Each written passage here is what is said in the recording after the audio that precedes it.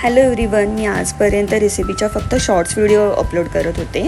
तर आजपासून मी फुल video upload करणार आहे, ज्याच्यामुळे मी काय काय साहित्य यूज केले हे तुम्हाला समजेल.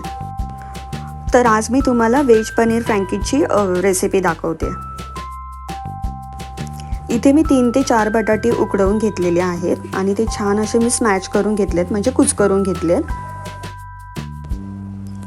पनीर मी छान स्वच्छ धुवून घेऊन याचे छोटे छोटेसे असे क्यूब्स केलेले आहेत.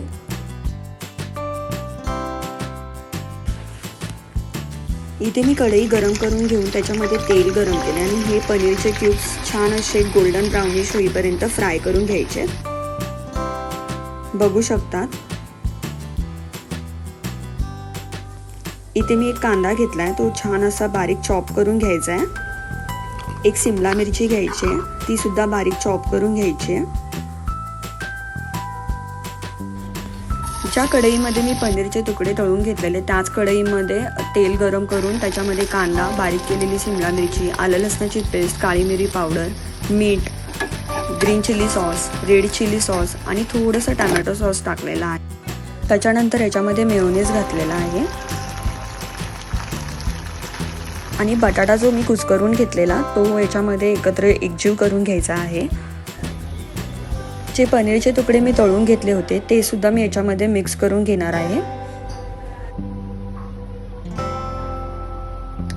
त्याच्यानंतर इथे मी मैद्याचं पीठ घेतलेलं आहे, मळून घेतलंय छान असं, ज्याची आपण चपाती बनवणार आहोत.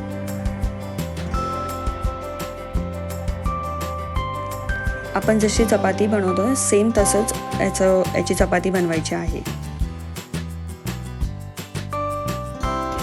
मैदा असल्यामुळे पटकन चपाती भाजली जाते. बघू शकता तुम्ही. त्याच्यावरती मी बटर लावलेलं आहे, नंतर मेयोनीज लावलंय, थोडंसं शेजवान चटणी, टोमॅटो सॉस. हे पूर्ण आपण पिझ्झा बेसला लावतो तसं लावून घ्यायचं आहे. त्याच्यानंतर आपण जी भाजी बनवून घेतली होती बटाटा आणि पनीरची ती ठेवलेली आहे आणि बारीक चॉप केलेला कांदा मी ठेवते त्याच्यावरती आणि रोल करून घ्यायचे जशी फ्रँकी आपण बनवतो तशी. आणि परत मी एकदा तव्यावरती ती बटरमध्ये फ्राय करून घेते, अमूल बटरमध्ये.